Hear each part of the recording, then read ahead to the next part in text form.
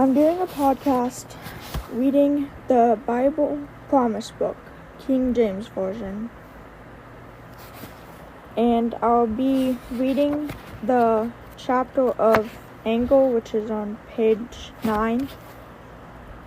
The Lord is gracious and full of compassion, slow to anger and great of mercy. Psalms chapter 145, verse 8. A God ready to pardon, gracious and merciful, slow to anger, and of great kindness. Nehemiah, I think I said that right, not for sure, I forget how to pronounce it. Chapter 9, verse 17.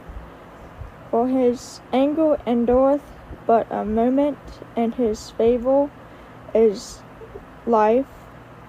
Weeping may endure for a night, but joy cometh in the morning. Psalms chapter 30, verse 5.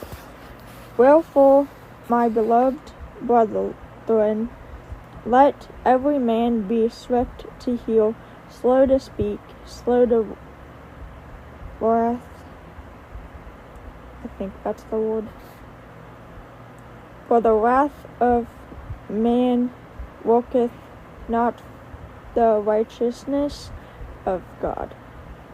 James chapter 1, verse 19 and 20. Be not hasty in thy spirit to be angry, for anger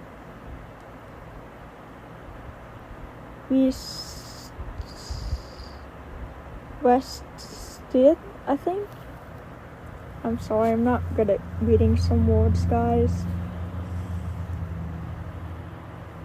In the bosom of fools.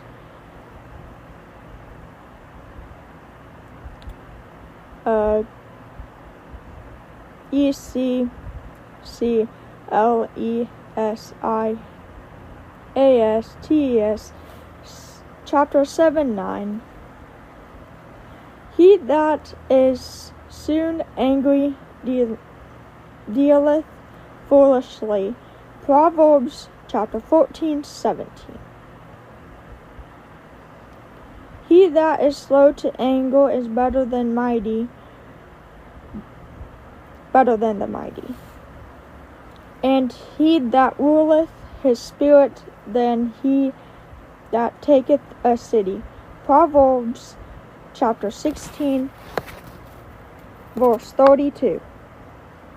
A wrathful man stirreth up strife, but he that is slow to anger appeaseth strife. Proverbs chapter 15:18. An angry man stirreth up strife, and a furious man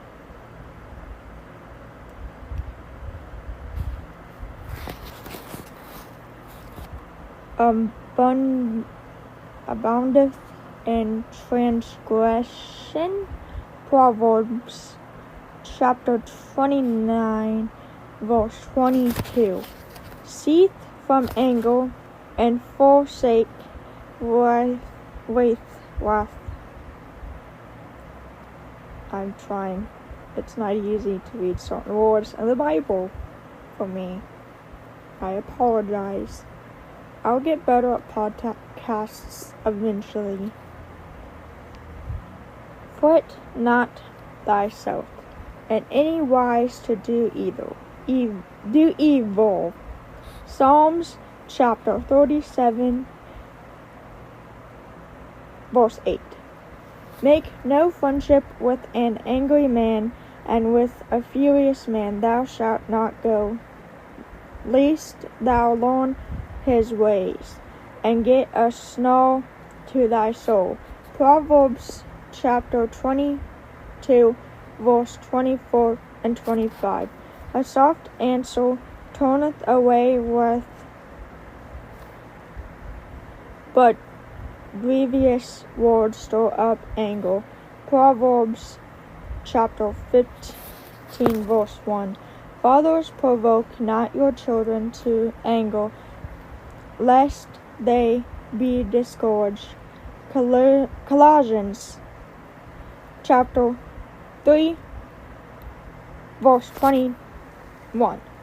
Be ye angry and sin not. Let not the sun go down upon your wrath.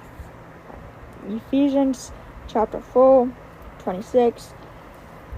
The discretion of a man defileth his anger, and it is his glory to pass over a transgression. Proverbs chapter 19, verse 11. It is better to dwell in the wilderness than with a contentious and angry woman. Proverbs chapter 21, verse 19.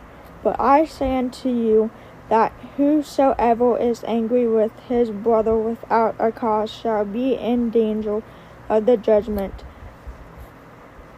Matthew chapter 5, 22. Verse 22. Let all bitterness and wrath and anger and clamor and evil speaking be put away from you with all malice. And be ye kind one to another, tender-hearted, forgiving one another, even as God for Christ's sake hath forgiven you. Ephesians chapter 4, verse 31 and 32. Dearly beloved, avenge not yourselves, but rather give place unto wrath, for it is written, Vengeance is mine, I will repay, saith the Lord. Therefore, if thine enemy hunger, feed him; if he thirst, give him drink. For in so doing thou shalt heap coals of fire on his head. Be not overcome of evil, but overcome evil with good. Romans chapter 12, verse 19 through 21. If thine enemy be hungry, give him bread to eat, and if he be thirsty, give him water to drink. For thou shalt heap coals of fire upon his head, and the Lord shall reward thee. Proverbs chapter 25, verse 21 and 22. Wrath is cruel, and anger is outrageous. But who is able to stand before envy? Proverbs chapter 27, verse 4. But now ye also put off all these: anger, wrath, malice, blasphemy, filthy communication out of your mouth. Colossians chapter 3, verse 8.